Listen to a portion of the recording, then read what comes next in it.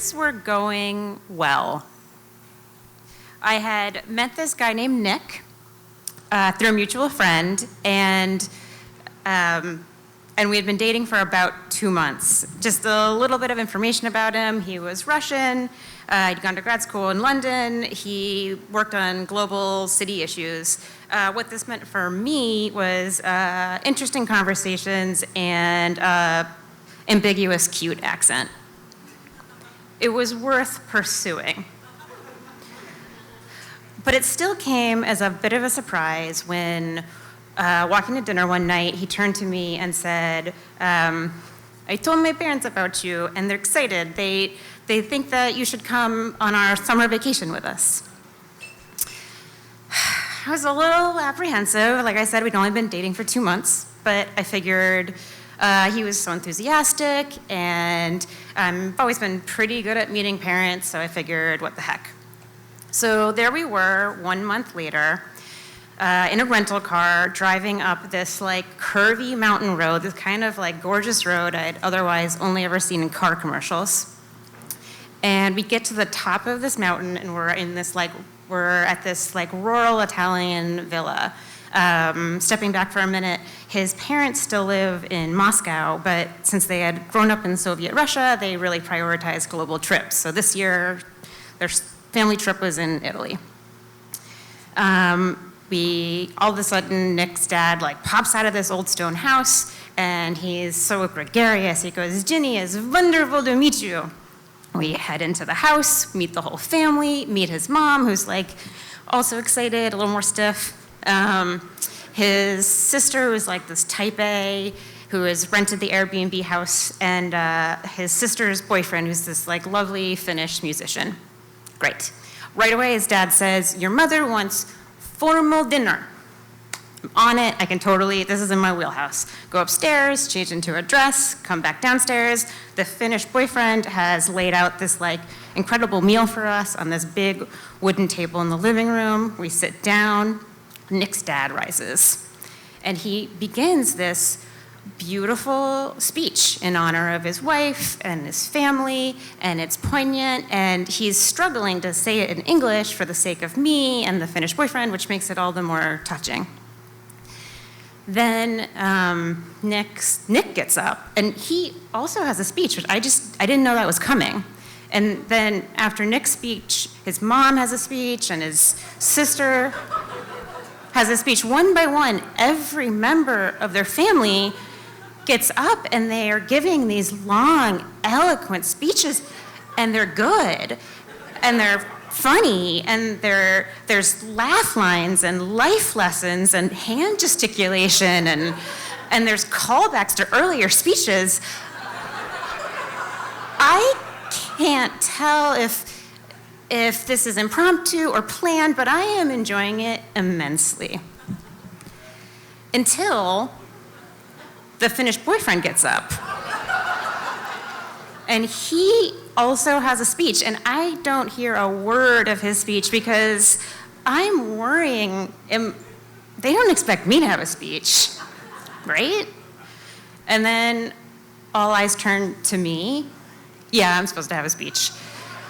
So I just I'm nervous, and I stumble. I sort of pull out the like, if you're a kid and you go to like your friend's house for dinner and you're like, sure is like great to be here, and like food looks good and everyone's nice. They're not impressed. His parents' eyes fall. I look to Nick for some kind of support. And what I feel like I see him signal in his eyes is sort of so along the lines of, this is pretty standard family stuff. You probably should have come prepared with a longer and more elaborate speech for my family. Feeling kind of alone, and uncomfortable, and like it just feels like strike one. I'm gonna be with these people for days. So dinner ends, we move to like a different part of the living room. His mom pulls out old family photos, and then she pulls out this bag of gifts. There's no build-up this time. It's very clear I've messed up again.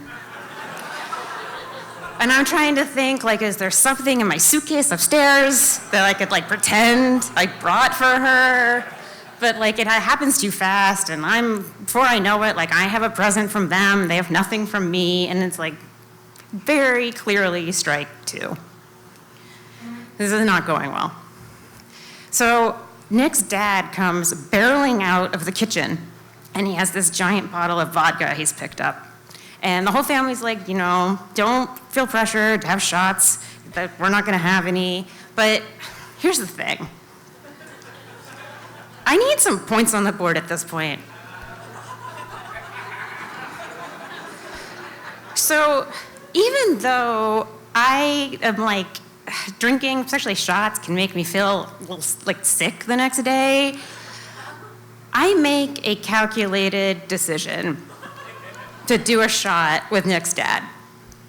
And Nick's dad is thrilled. That makes his mom happy. Everybody's happy again. I go to bed that night. I have several more shots. I didn't bring that up. It's countless because I wasn't counting. So go to bed, and I'm feeling pretty pleased that my strategic decisions have gotten things back on track with this family. Wake up in the morning, Nick's alarm goes off. It's early, I think, and I have a horrible headache, obviously, and Nick's like, oh, what are you in charge of breakfast? And I'm like, I can't get up right now, and like, that seems reasonable. Everyone saw how many shots we had.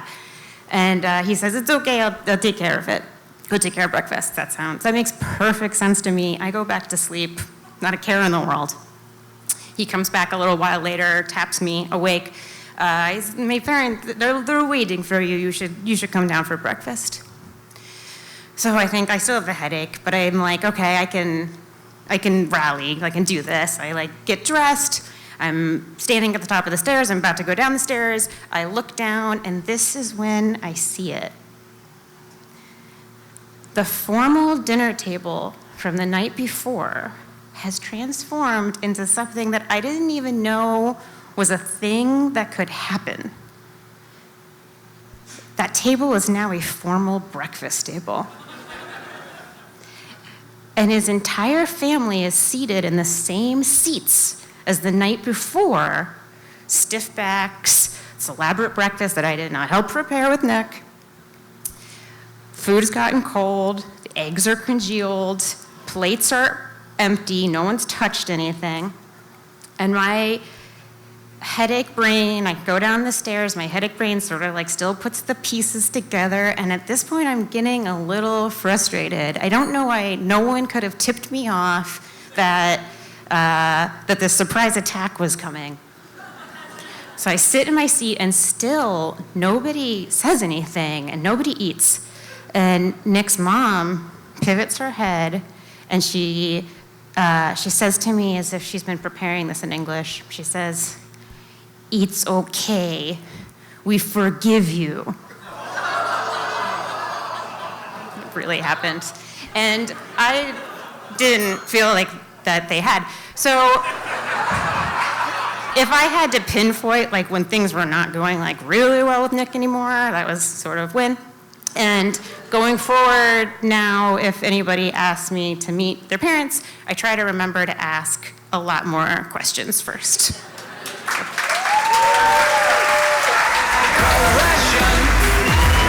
End of discussion.